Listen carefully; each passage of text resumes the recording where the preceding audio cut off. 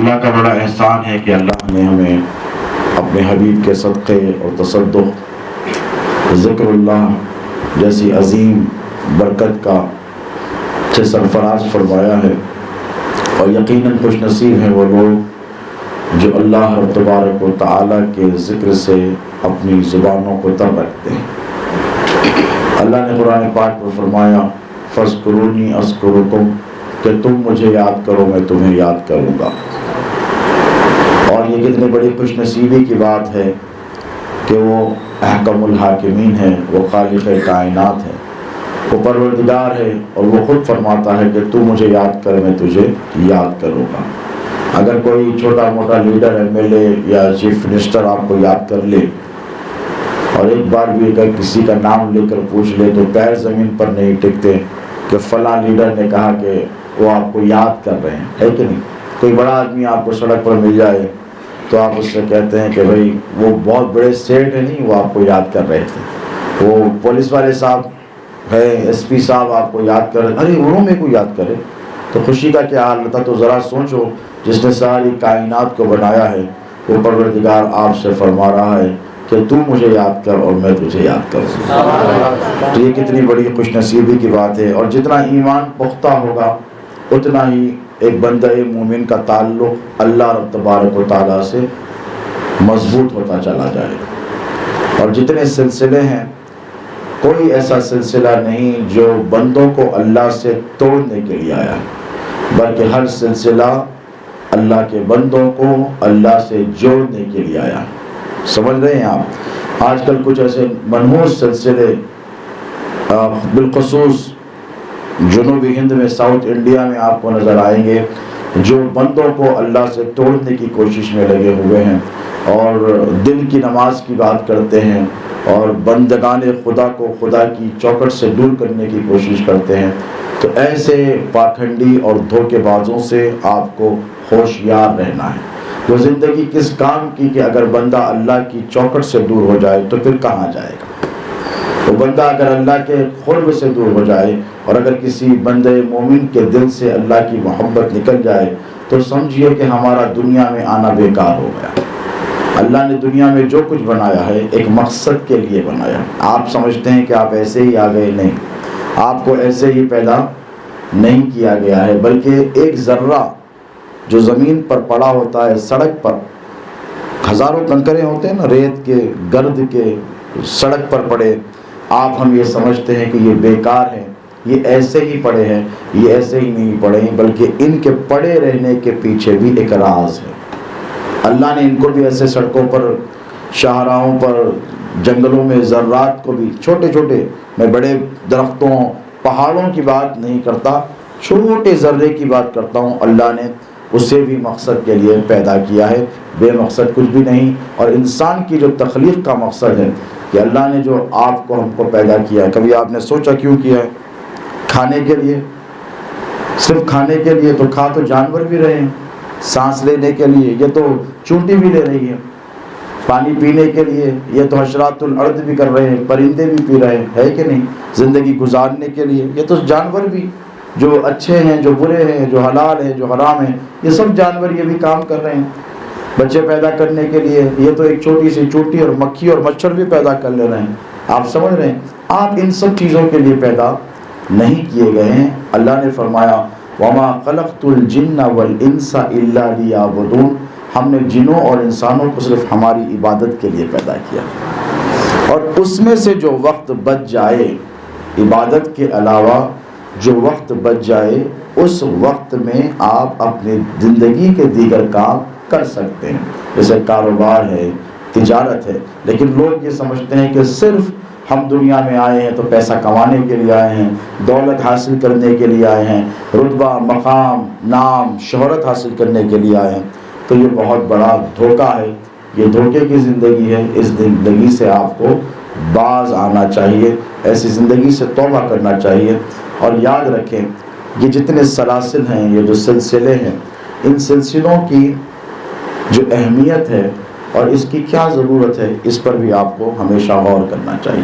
کیونکہ دیکھو زندگی مختصر ہے، اور آج کے موجودہ حالات میں کورونا وائرس کووڈ-19 کے بعد تو اچھوں کے ہوش اڑ گئے، ہے کہ نہیں؟ وہ جو یہ گمان کرتے تھے کہ بھئی ہمیں کیا ہوا ہے، ہم صحت مند ہیں، اچھے خاصے ہیں، وہ موت کی آغوش میں چلے گئے، اور آج بھی پریشانی، اضطراب، بے چینی، کیوریوسٹی، ایک فکر کا ماحول ہے کہ نہیں؟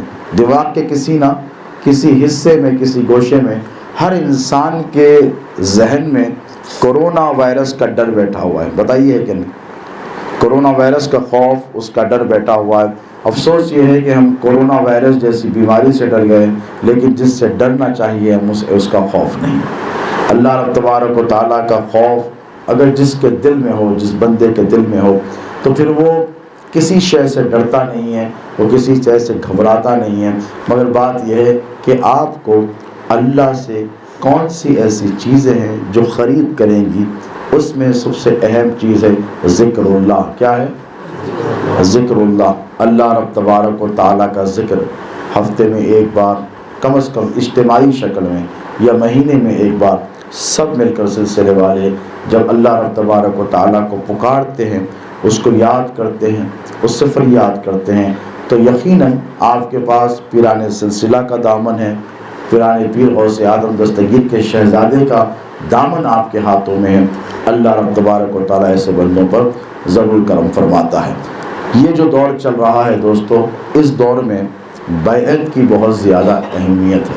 بیعت کرتے ہیں نا، مرید ہوتے ہیں، اور جو لوگ ہو گئے ہیں ان کو پتہ ہے کہ اس میں کیا لطف ملتا ہے، ان کو کیا سکون ملتا ہے، لیکن جنہوں نے بیعت نہیں کی ہے ان کے لیے بھی میں بتاتا چلوں کہ دیکھیں یہ جو دور ہے یہ مادیت کا دور ہے، یہ میٹیریلسٹک دور ہے۔ اس دور میں ایک طرف آپ کے ایمان اور عقیدے پر ڈاکے ڈالے جا رہے ہیں، ہر طرف سے آپ کے عقیدے کو کمزور کرنے کی کوشش کی جا رہی ہے، آپ کے ایمان پر ڈاکے ڈالے جا رہے ہیں، آپ کی مسجدوں کا کوئی ٹھکانہ نہیں، اس کا کوئی تحفظ نہیں، اور حد تو یہ ہو گئی وسیم رضوی جیسے شیطان اب قرآن مجید میں رد و بدل یعنی ترمیم کرنے کی بات کرتے ہیں، اس میں تحریف کرنے کی بات کر رہے ہیں۔ تو اب یہ پتہ چلا کہ آپ کا نہ ایمان محفوظ ہے نہ عقیدہ محفوظ ہے۔ اس کے بعد ایک دوسری چیز جو ہے وہ یہ کہ آج کل گناہ بہت زیادہ عام ہو گئے ہیں۔ پہلے زمانے میں گناہ کسی بھی قسم کا ہو کرنے کے لیے لوگ اپنے شہروں سے باہر جایا کرتے تھے، کوئی دیکھ تو نہیں رہا ہے کہ نہیں؟ ایک ذہن میں ایک خیال ہوتا تھا، ایک خوف انسان کو ہوتا تھا کہ بھئی شہر میں یہ کام میں نہیں کر سکتا، لہذا کہیں اور جائیں۔ جن کے پاس پیسہ ہوتا ہے، دنیا دار لوگ گناہ کرنے کے لیے، گناہوں کی آلودگی میں مبتلا ہونے کے لیے دوسرے ممالک کو ایسے چلے جاتے ہیں جہاں پر گناہ بہت زیادہ عام ہیں۔ ہندوستان اس لعنت سے بچا ہوا تھا، لیکن اب حال یہ ہے اس کے برعکس ہے کہ جتنے گناہ جرائم ہیں یہ سب کے سب کسی بڑے شہر میں جانے کی ضرورت نہیں، کسی گاؤں کا رخ کرنے کی ضرورت نہیں، آپ کے گھر میں، آپ کے ہاتھ میں موبائل فون کی شکل میں موجود ہے۔ تو ایسے دور میں کوئی تو ایسا ہو جو آپ کا تحفظ کرے اور آپ کی حفاظت کرے۔ آپ سمجھ رہے ہیں؟ کوئی تو ایسا ہو۔ قرآن پاک میں اللہ رب تبارک و تعالیٰ نے فرمایا، میں نے جس آیت کریمہ کی تلاوت کا شرف حاصل کیا ہے، یوم ندعو کل اناس بامامہم، اللہ فرماتا ہے کہ قیامت کے دن حشر کے میدان میں اللہ رب تبارک و تعالیٰ تمام قوموں کو ان کے اماموں کے نام کے ساتھ پکارے گا۔ اب یہ امام یہ 2 رکعت اور 4 رکعت والے امام نہیں ہیں جو ایمان پر خود ڈاکہ ڈال رہے ہیں، ان کو صرف 2000 5000 8000 کی تنخواہ کے لیے جو نماز پڑھا رہے ہیں، اللہ ماشاءاللہ کچھ ایسے بھی ہیں جو صرف خلوص دل سے دین مدین کی خدمت کرتے ہیں، میں ان کے حوالے سے بات نہیں کرتا، لیکن اللہ فرماتا ہے کہ حشر کے میدان میں تم سب کو، تمام قوموں کو، اللہ نے کسی کو ایکسکیوز نہیں دی ہے، کسی کو مستثنا نہیں رکھا ہے، بلکہ فرمایا تمام قوموں کو ہم اٹھائیں گے تو ان کے اماموں کے ناموں کے ساتھ اٹھائیں گے۔ تو یہیں سے ایک شیخ طریقت، ایک پیر طریقت اور ایک سلسلے کی آپ کو ضرورت پڑتی ہے، ایک سلسلہ جو یہاں سے شروع ہو کر حضور پاک علیہ الصلوۃ والسلام کے دست اقدس پر جا کر رکے۔ اسے گولڈن چین کہتے ہیں، سلسلۃ الذہب کہتے ہیں۔ سلسلہ اس لیے ضروری ہے دوستو کہ اللہ کے رسول علیہ الصلوۃ والسلام نے خود بیعت اور طریقت کی ابتدا فرمائی۔ آقا علیہ الصلوۃ والسلام نے صحابہ کو جسے بیعت رضوان کہتے ہیں، جس کا قرآن مجید میں اللہ رب تبارک و تعالیٰ نے ذکر فرمایا ہے، جس کا تذکرہ فرمایا ہے، ان الذین یبایعونک انما یبایعون اللہ ید اللہ فوق ایدیہم، کہ بے شک محبوب جنہوں نے آپ کے ہاتھ پر بیعت کی ہے، انہوں نے آپ کے ہاتھ پر بیعت نہیں کی ہے۔ توجہ رکھیں، صحابہ حضور کے سامنے تشریف فرما ہے، اللہ کے رسول علیہ الصلوۃ والسلام نے ارشاد فرمایا کہ آؤ مجھ سے بیعت کرو۔ صحابہ نے بیعت کی۔ حضرت عثمان مشرکین مکہ سے گفتگو کرنے کے لیے گئے تو صحابہ نے کہا کہ یا رسول اللہ عثمان تو نہیں ہے موجود، پھر کیسے کیا جائے؟ تو میرے نبی نے فرمایا یہ عثمان کا ہاتھ ہے اور یہ عثمان کے ہاتھ پر میرا ہاتھ ہے۔ یعنی ایکسکلوڈ نہیں کیا، یہ نہیں فرمایا اللہ کے رسول نے کہ عثمان جب آ جائیں گے تو میں ان کو بیعت دے دوں گا، لیکن جب بیعت کا اذن عام تھا اور جب بیعت کا اعلان تھا تو حضور پاک علیہ الصلوۃ والسلام نے فرمایا دور ہے تو کیا ہوا، وہ دور ہے بھی تو میں اپنا ہاتھ اس کے ہاتھ میں دے رہا ہوں اور اس کا ہاتھ اپنے ہاتھ میں لے رہا ہوں، میں اسے بیعت دے رہا ہوں۔ تو کتنی اہمیت ہے آپ کی اس بات کی سوچیں، کتنی اہمیت ہے، آپ اس بات کی سوچئے کہ بیعت کتنی امپورٹنٹ ہے۔ حضور نے حضرت سیدنا عثمان غنی رضی اللہ تعالی عنہ کو ایکسکیوز نہیں دی، یہ نہیں کہا کہ وہ آ جائیں گے تو بیعت ہو جائے گی۔ صحابہ نے سوال کیا، ان کو ڈاؤٹ ہوا تو آقا علیہ الصلوۃ والسلام نے فرمایا میں ابھی کے ابھی اسے بیعت کرتا ہوں۔ تو اتنی اہمیت ہے اس بیعت کی کہ اللہ رب تبارک و تعالیٰ نے اسے قرآن مجید میں شامل فرمایا ہے۔ اور دوستو یاد رکھو، بزرگان دین کے اقوال میں یہ بات موجود ہے کہ جس کا کوئی شیخ نہیں ہوتا اس کا شیخ شیطان ہو جاتا ہے۔ من لا شیخ لہ شیخہ شیطان آیا ہے۔ حضرت سیدنا بایزید بستامی جو حضور پیران پیر کے اکابر شیوخ طریقت میں آتے ہیں، انہوں نے حضرت جنید بغدادی سید الطائفہ نے یہ ارشاد فرمایا کہ جس کا کوئی شیخ نہیں ہوتا، جس کا کوئی سلسلہ نہیں ہوتا، وہ شیطان کے سلسلے میں مرید ہو جاتا ہے۔ تو دیکھیں قرآن مجید میں بھی جا بجا سلسلے کی بڑی اہمیت آئی ہے۔ اللہ قرآن پاک میں فرماتا ہے، سورہ کہف جمعے کو پڑھنے والے اس آیت کریمہ کو جانتے ہیں، اس آیت مبارکہ کو، وَمَن يُضْلِلْ فَلَن تَجِدَ لَهُ وَلِيًّا مُرْشِدًا۔ اللہ قرآن پاک میں فرماتا ہے کہ اللہ جب کسی کو گمراہ کرنا چاہتا ہے تو اس کا کوئی ولی نہیں ہوتا، اس کا کوئی مرشد نہیں ہوتا۔ یعنی آپ تعجب کریں کہ اللہ بھی کسی کو گمراہ کرنا چاہے، وہ تو سراپا ہدایت پروردگار، لیکن اللہ فرماتا ہے کہ تمہارے گناہوں کی وجہ سے، نافرمانیوں کی وجہ سے اور گناہوں کی آلودگی کی وجہ سے جو تمہارے قلب پر وارد ہو گئی ہیں اور جم گئی ہیں، اللہ تم سے ناراض ہو جاتا ہے۔ اور جب ناراض ہو جاتا ہے تو اللہ رب تبارک و تعالیٰ یہ ارادہ کرتا ہے کہ میں اس کے ساتھ اب کوئی خیر کا معاملہ نہیں کروں گا، میں اس کے ساتھ کا کوئی اچھائی کا معاملہ نہیں کروں گا۔ تو سب سے پہلے اللہ کیا کرتا ہے، اس سے اپنا رخ پھیر لیتا ہے، اسے مصیبتوں میں مبتلا فرما دیتا ہے، اور اس کے بعد جب کوئی شیخ کے اگر ہاتھ میں وہ ہاتھ دے دے تو ہو سکتا ہے کہ اللہ رب تبارک و تعالیٰ اس کے اعمال کی طرف نہ دیکھے بلکہ اس کے شیخ کی طرف دیکھے، پھر اس کے شیخ کی طرف بیٹا نہیں، اس بیٹا خاموش بیٹا، اس کے شیخ کی طرف نہ دیکھے بلکہ اس کے دادا پیر کی طرف دیکھے یا پھر اس کے پردادا پیر کی طرف دیکھے، اور کسی نہ کسی کی صورت کی خاطر اللہ رب تبارک و تعالیٰ فضل اور کرم فرما کر اس کے گناہوں کو معاف فرما دے۔ تو دوستو یہ ہماری بڑی خوش نصیبی ہے کہ ہم نے پیر پایا تو ایسا پیر پایا جس کی کوئی مثال اور نظیر نہیں ہے۔ الحمدللہ ہم نے شہزادے حضور غوث اعظم کے دست اقدس پر اپنا ہاتھ دیا ہے۔ اور دیکھیں کہ جو بیعت کا معاملہ ہے، بیعت کسے کہتے ہیں، یہ عربی لفظ بیع سے آیا ہے۔ بیع یعنی سودا کرنا، کیا کرنا؟ سودا کرنا۔ کسی شاعر نے کیا خوب کہا تھا کہ جب تک بکے نہ تھے تو کوئی پوچھتا نہ تھا، تو نے خرید کر مجھے انمول کر دیا۔ تو یہ جو بیعت کا معاملہ ہے یہ خود سپردگی کا معاملہ ہے، یہ ٹوٹل سرنڈر کا معاملہ ہے، یہ ٹوٹل سبمیشن کا معاملہ ہے، یہ گناہوں سے توبہ کا معاملہ ہے۔ اگر کسی نے بیعت پہلے کر لی اور اس نے بیعت کے بعد زندگی میں وہی معمولات رکھے اور اس میں تبدیلی نہیں لائی تو یقین مانیے کہ اس بیعت کی جو برکتیں اس شخص کو ملنی چاہیے، مرید صادق کو، وہ اس برکتوں سے محروم رہ جائے گا۔ جہاں سے جاگو وہیں سے سویرا کے مصداق اگر آپ کسی شیخ طریقت کے اپنے شیخ طریقت کے ہاتھ پہ بیعت کر چکے ہیں تو استغفار کی کثرت کریں، ذکر اللہ کی کثرت کریں، اللہ رب تبارک و تعالیٰ سے معافی تلافی کی کثرت کریں، اسی لیے کہ حق سبحانہ و تعالیٰ اپنے مقرب بندوں پر یعنی جس سے وہ محبت فرماتا ہے اس کی رحمت ہیلے بہانے تلاش کرتے رہتی ہے خطاؤں کو معاف کرنے کے لیے۔ آپ نے بنی اسرائیل کا ایک بڑا مشہور واقعہ سنا ہوگا اور احادیث شریفہ میں آیا ہے، سیاستہ کی حدیث ہے کہ ایک شخص تھا، اس نے 99 قتل کیے۔ کتنے؟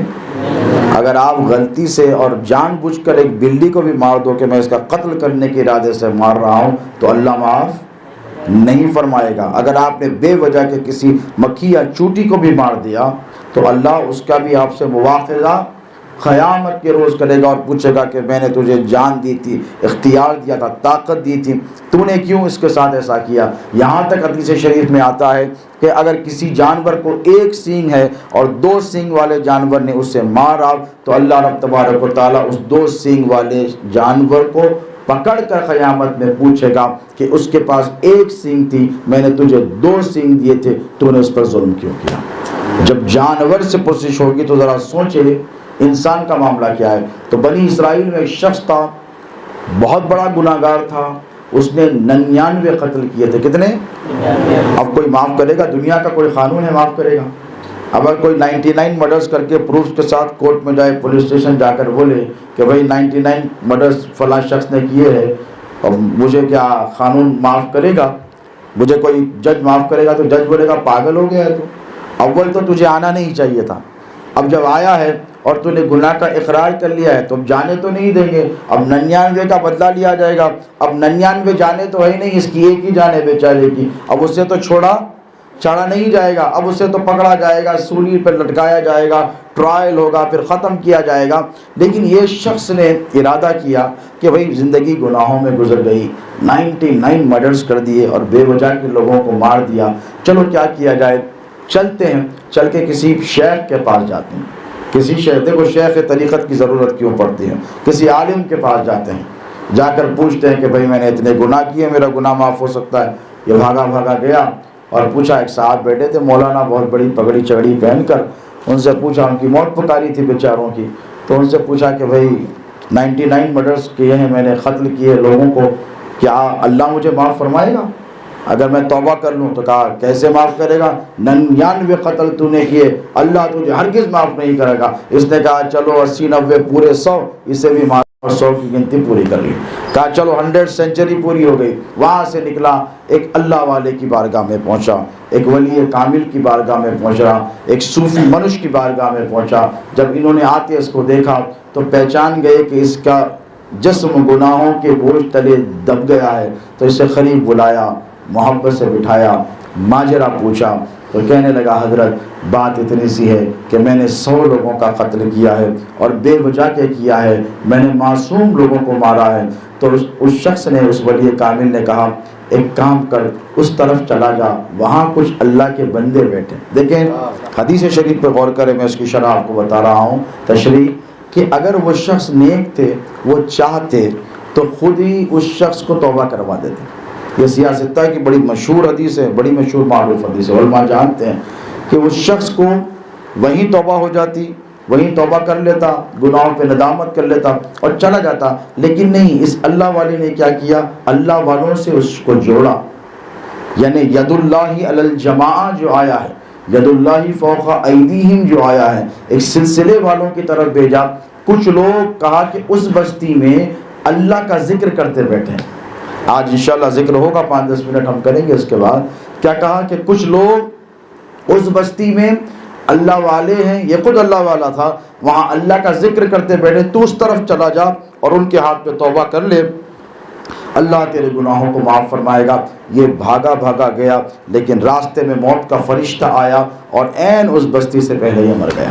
اس کی تفصیلات ہے حدیث شریف میں کہ پھر جنت کے فرشتے آئے، جہنم کے فرشتے آئے، دونوں میں جھگڑا ہوا، دونوں نے کہا کہ ہم لے کے جائیں گے، انہوں نے کہا کہ یہ گناہ گار تھا، یہ جہنم کو جائے گا، جنت کے فرشتوں نے کہا نہیں، اس نے توبہ کر لی تھی، اور توبۃ نصوحا جسے کہتے ہیں، سچی توبہ جسے کہتے ہیں، اس نے وہ کی تھی۔ تو جہنم کے فرشتوں نے کہا توبہ کی نہیں تھی، توبہ کرنے جا رہا تھا۔ یہ مکالمہ اللہ رب تبارک و تعالیٰ ان کا کنورزیشن، ان کی گفتگو سماعت فرما رہا ہے۔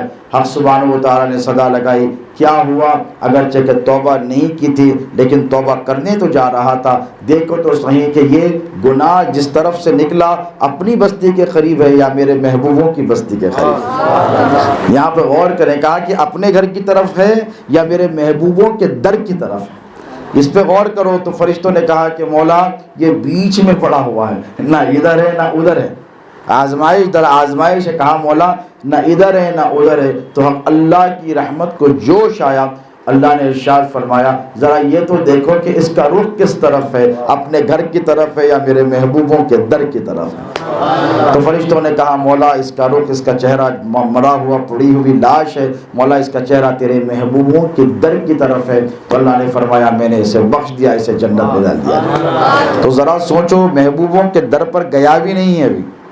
یہ جو ہم اجمیر شریف جاتے ہیں، کرنول شریف جاتے ہیں، سرکار موسیٰ قادری کی بارگاہ میں جاتے ہیں، سرکار بندہ نواز کی بارگاہ میں جاتے ہیں، یا پیر و مرشد شہزادے حضور غوث اعظم کے روضہ کاظمی پر حاضری لگانے کے لیے جاتے ہیں، تو اس کے پیچھے کتنی بڑی اہمیت اور افادیت ہے۔ دیکھیں کہ اللہ نے ایک گناہ گار کو، اور چھوٹا موٹا گناہ گار نہیں، 100 لوگوں کا قاتل ہے جس نے بے وجہ کے 100 لوگوں کو قتل کیا تھا، اللہ نے اسے اس لیے معاف کر دیا کہ اس کے چہرہ مرنے کے بعد بھی اللہ والوں کے در کی طرف ہے۔ تو مرنے کے بعد اگر در کی طرف ہے، اتنا بڑا انعام ہے، تو جیتے جی جن کے چہرے غریب نواز کے اجمیر کی طرف ہوں یا غوث اعظم کے بغداد کے روضے کی طرف ہوں، تو اللہ ان پر کتنا فضل و کرم فرمائے۔ بات اتنی سی ہے دوستو کہ اپنا قلب، اپنی توجہ، اپنا ذہن، اپنی ساری افکار اور فکر کو آپ اولیاء اللہ کے دامن تک پہنچا دیں